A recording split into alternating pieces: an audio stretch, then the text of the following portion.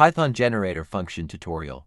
In Python, a generator is a special type of function that returns an iterator object. Generators are useful for working with large data sets or infinite sequences, since they allow you to generate values on the fly rather than storing them all in memory at once. This line defines a generator function my_generator that yields the values 1, 2, and 3. The yield keyword is used to return each value in the sequence as it is generated. When you call my_generator, it returns an iterator object. When you iterate over the generator object returned by my_generator, it will generate the values 1, 2, and 3.